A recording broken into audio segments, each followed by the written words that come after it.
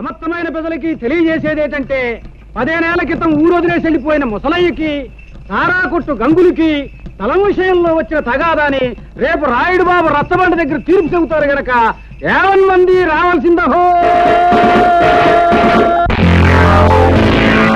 ఇవాళ గొడవేటో చెప్పు పంతులు. ఇదిగో ఈ ముసలయ్య ఊరు వదిలి 15 ఏళ్ల క్రితం పారిపోయా. ఇతనుండే కొంప దుమ్ముతో ధూళితో బూజుతో శాస్త్ర ప్రకారం దెయ్యాల కొంపలా మారిపోయి పాపం గంగయ్యనబడే ఈ పెద్ద మనిషి ఊరి పెద్దల అనుమతితోనే దాన్ని తీసుకున్నాడు, బాగు చేసుకున్నాడు. సందేహం లేదు, దానికి ఎంతో డబ్బు కష్టము ఖర్చయినాయి. మళ్ళీ ఈ ముసలయ్య 15 ఏళ్ల తర్వాత తిరిగొచ్చి ఆ కొంప నాదే నాకే ఇవ్వాలని అల్లరి మొదలెట్టాడు. ఎవడే నేనే గొడవ చేయలేదు బాబు. చేపల కూర కబుర్లు చెప్పకోవా. ఊళ్ళో పెద్ద మనుషులు మేము అబద్ధం చెప్తున్నాం అంటావా? సందేహం ఏముంది? ఇందుకనే శిక్ష వేసేస్తాడు. నువ్వు మట్ట గెలుసులా ఊరికి గింజుకుపోకు. విషయమేంటో ఎన్నాయి. నువ్వేమంటావు ముసలయ్యా? రాయుడు బాబు, నా స్థలం నాకిమ్మని ఆ గంగయ్యని అడిగాను, అంతే బాబు. గంగయ్య, నువ్వు చెప్పుకునేది ఏమన్నా ఉందా? అయ్యా, ఏళ్ళకి ఏళ్ళు ఖర్చు పెట్టి ఆ ఇంటిని స్థలాన్ని బాగు చేసుకున్నాను. ఏడాది తమకి ఇంటి పన్ను కింద 100 కట్టాను. ఇప్పుడు దాన్ని అడిగి ఇచ్చేస్తే నేను బికారాన్ని అయిపోయి బజార్ని పడిపోతాను. ఇక తమరే న్యాయం చెప్పాలి. ఈ ముసలయ్య అనే ఆసామి చెప్పా పెట్టకుండా ఊరు వదిలిపెట్టి వెళ్ళిపోయి తన కొంపని ఇటు పెద్దల చేతుల్లో గాని అటు చుట్టాల చేతుల్లో గాని పెట్టకుండా వెళ్ళిపోయాడు. 1 ఏడు కాదు, 2 ఏళ్లు కాదు, 15 ఏళ్లు పోయిన తర్వాత తిరిగొచ్చి నా ఆస్తి నాకు కావాలి అంటున్నాడు. సరే సబువే. కాని గంగయ్య అనబడే ఈ పెద్ద మనిషి మంచి మనిషి, పెదల తల్లో నాలుకలంటోడు. అలాగా ఇలాగా కాదు, ఎన్నో రకాలుగా డబ్బు ఖర్చు పెట్టి ఎంతో చంపడి దాన్ని శుభ్రం చేసుకుని దాంట్లోనే కాపురం ఉంటున్నాడు. పైగా ప్రతి సంవత్సరం పంచాయతీకి పన్ను కూడా కడుతున్నాడు. 15 ఏళ్ల క్రితం పారిపోయిన ఈ ముసలయ్య వచ్చి ఇవాళ ఆస్తి నాది అంటున్నాడు. కానీ నిజానికి ఆస్తి మీద సర్వాకులు గంగయ్యకే ఉన్నాయని, ముసలయ్యకి ఎంత మాత్రం లేవని ఘంటాపదంగా ఏకగ్రీవంగా తీర్మానించడం అయినది. సందేహమే ఉంది. శాస్త్ర ప్రకారం తమరి తీర్పు ఎదురులేని తీర్పు. ఏమంటారు? అన్యాయం, ఇది అన్యాయం. నేను లేనని చెప్పి నా తలం మరొకటి స్వాధీనం చేసుకుంటే అది న్యాయమేనని తీర్పు చెప్పే మీరు పెద్దలు కాదు, దుర్మార్గులు. నాది మరొకటి దోచుకుంటే ఆని దండించక ఆడికి వస్తాసు పలికే మీరు మనుషులు కాదు, రాక్షసులు. నోరు మూయి. ఏట పొగరమూతు మాటలు. ఆ భాష ఈ ఊళ్ళో చెల్లదు.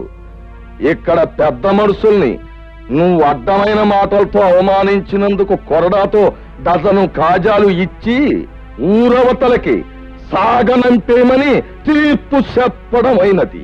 రాముడు, ఇచ్చే కాజాలు.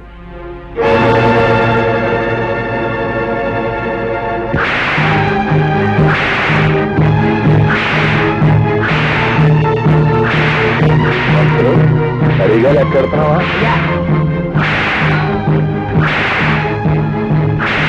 అయ్యా, అవరు ఘనంగా తగవులు విడగొట్టి శాస్త్ర ప్రకారం ధర్మాన్ని నిలబెట్టారు. ఇక మనం బయలుదేరదామా? ఏమిటి? పంతులు చచ్చినాడా? ఏంటాడు చెప్పే ధర్మం? సొమ్ము లేనాన్ని, సత్తు లేనాన్ని లోకు చేసి అన్యాయం చేసి అన్ని చావగొట్టడం అంటా మీరు చెప్పే ధర్మం? రేయ్, ప్రాణానికి భయపడి ఈ పెదలంతా మీరు చేసే పాపాలు చూస్తా ఊరుకున్నారా? ఏదో ఒక రోజు మీ పాపం పండి మండి మాడి మజాలైపోతారు సచ్చినాళ్ళారా. పద వెళ్దాం, పద. అయ్యా, తమరు ఎందరినోళ్లనో ఊహించారు. శాస్త్ర ప్రకారం ఈ వృద్ధురాలు కూడా మోయించి ఊరికి మహోపకారం చేయకూడదు. అడే ఏమిటా? ఏమీ లేదు. ఊరందరి నోళ్ళు ముయించే హక్కు మనకు ప్రవలిచ్చారు. మన నోరు ముయించే హక్కు దానికి దేవుడే ఇచ్చాడు. ఏమిటి? అర్థమైందా? పదపోదాం. వచ్చేసావా తల్లి? ప్రయాణం బాగా జరిగిందా తల్లి?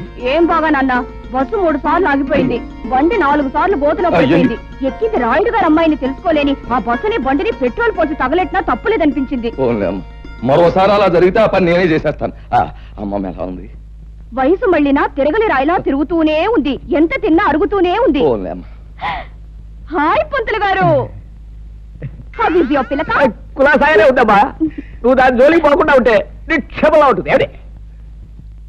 ఏమిటి లింగం గారు, వేళ తప్పకుండా మీరు తాగడం తప్ప మీ ఆవిడ నెల తప్పడం గురించి? చిన్న పిల్లవి, అంత పెద్ద విషయాలు.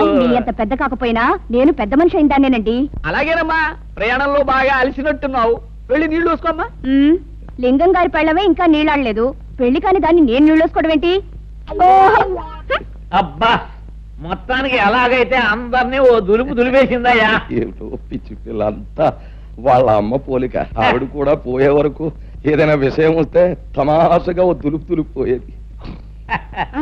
ఈ దురుపుడు వ్యవహారం ఉంది చూశారు, ఇది కుటుంబానికి ఎంతో శుభప్రదం అని శాస్త్రాలు ఘోషిస్తున్నాయి. అలాగా అయితే చేయకూడదు. దండాలండి. రారా గంగులు, మా వామద్దు పట్నం చేస్తూ పారం తగిలొచ్చాడండి. తమకి ఇచ్చేద్దామని వచ్చానండి. నువ్వు తీర్పు నీ తరపున చెప్పామని ఆనందంతో పారినట్టుకు సరే నీ పేరు చెప్పే పుచ్చుకుంటాం. ఇల్లు వస్తానండి. నమస్కారం నాయుడు గారు. రావయా, కూర్చో. రోజంతా కనిపించకపోయినా గ్లాసులు వచ్చేవాళ్ళకి వచ్చి కూర్చుని పోతావు చలపతి. మహర్జాతకం లాగా వారిది మందు జాతకం అండి. ఏమిటి నానా బొంద జాతకం. రాయుడు గారి స్కీమింగ్ ప్రకారం పట్నం వెళ్ళి ఆ యానాద్రాముడి పొలం చెక్కను నొక్కేయడానికి కోట్ల చుట్టూ తిరగలేక చేస్తున్నా. నువ్వు ఎక్కడ చేస్తావు? ఏదో పారిని మింగేవు అంటే మళ్ళీ బతికేస్తావు. వెళ్ళిన పని అయిందా?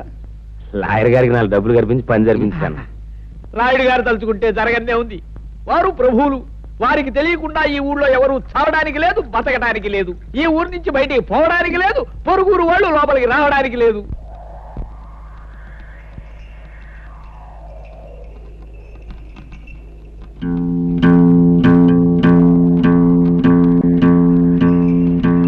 అరివో సాంబా. గురు, ఇప్పుడు మనం ఏం చేస్తున్నారా? ఈ ఆట కొట్టి చూపిస్తావు గురు. నువ్వు ఎప్పుడు కరెక్టే. తాజా వార్త, తాజా వార్త.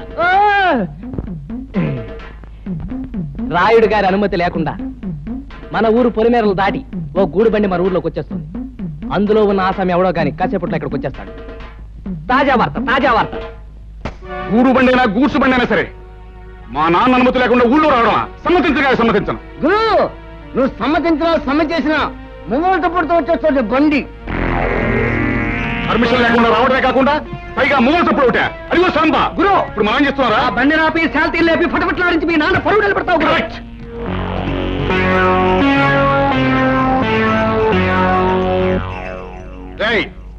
బండిలో పడుకున్న బాటుకోనాయాల పర్మిషన్ లేకుండా ఈ ఊళ్ళో కాలెడితే తలగిరిపోతుంది తెలుసా?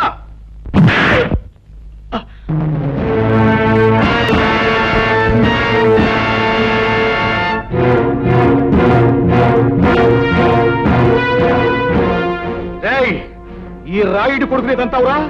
పైగా గేదెల కాలుతోనంతావా? క్లోజ్. ఈ రోజుతో నీ చాప్టర్ క్లోజ్. అయ్యో సాంబా. గురు, ఇవాళ వీడిని మనం ఏం చేస్తున్నావురా? ఈ వేళ వీడి చాప్టర్ క్లోజ్ చేస్తాం గురు.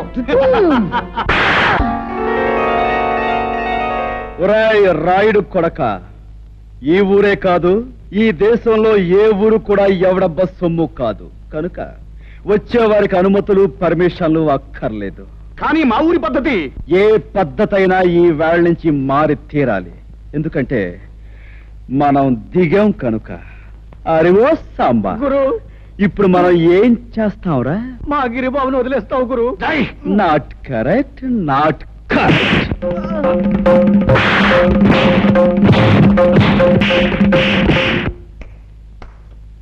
రాయ్, వాడిని తీసుకువెళ్ళి మూతి మీద మొహం మీద కాపలం పెట్టండి. రైట్. 100 200 వేసుకో బాబా, తొందర.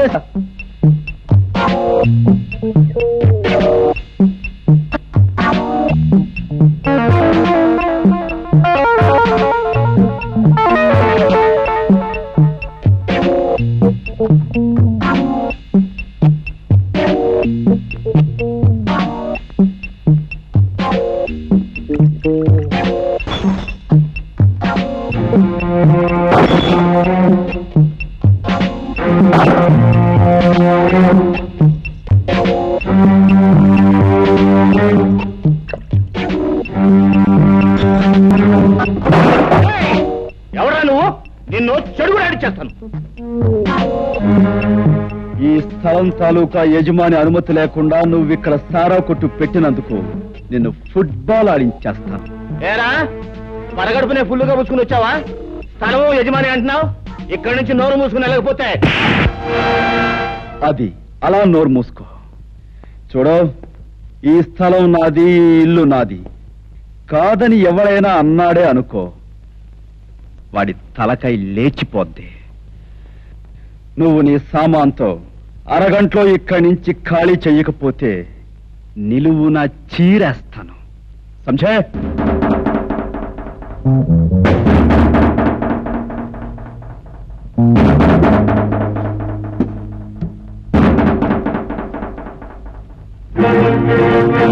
గురు, పరిస్థితి ఏం బాగాలేదు. సామాను సీసాలు సర్దేద్దామా? రే తాడి చెట్టు నా కొడక, ఊరు పెరుగులేని ఎవడో కొట్టు ఖాళీ చేయమంటే చేస్తామంటారా? ఏంటి గురు, పళ్ళు రాయ కొట్టాను, టేబుల్ అన్ని ఎలిగి కొట్టాను. నోరు మీద లేకపోతే నీ పీకి నొక్కేస్తా. అరగంట పూర్తి వాడు అదే చేస్తాడు. నోరు మీద గాడిద. రే భద్రన్న కొడక, అలా గట్టుకడా పక్కీర్ గడు వాడు మనుషులు ఉంటారు. వెనక దాన్ని పోయి తొందరగా తీసుకురా. ఇంకా మీకు 8 నిమిషాల టైం ఉంది. ఇదిగో నా దగ్గర 2 సిగరెట్లున్నాయి. ఒక్కొక్కటి కలుసుకోవడానికి 4 నిమిషాలు పడుతుంది. ఈ 2 సిగరెట్లు కలుసుకుని నేను గృహప్రవేశం చేస్తాను. గుర్తుంచుకో.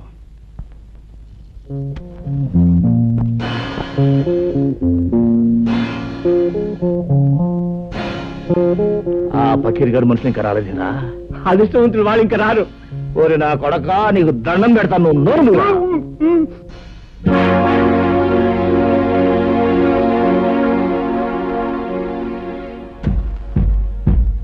రాయ్ సారా కొట్టు. 2వ సిగరెట్ కూడా వెలిగిస్తున్నాను. గురు, వెళ్ళి చుట్టా కాల్చమని చెప్పండి, టైం కలిసి వస్తుంది. వాడు గట్టిగా దమ్ములాగా ఎట్లాడు గురు. నీకు దాటేద్దాం గురు. అదే మంచిదంటావా? గురు, ఈ ప్రపంచంలో దీనికన్నా మంచి అవకాశం ఇంకా ఏమీ లేదండి. గురు, పకీర్ గారు మనుషులు ఎదుకొచ్చాడు. పకీర్, నీకోసం ఎదురు చూస్తున్నాను. ఆ రోడ్డు మీద కాళ్ళు నిగరదని కూర్చున్నాడే, వాడు నా కొట్టంత బీభత్సం చేశాడు రా. వాడంతా చాల్చాలి. ఎవడు ఆ పిచ్చిగాడ ఫెడేల్మని కొడితే పాడెక్కుతాడు.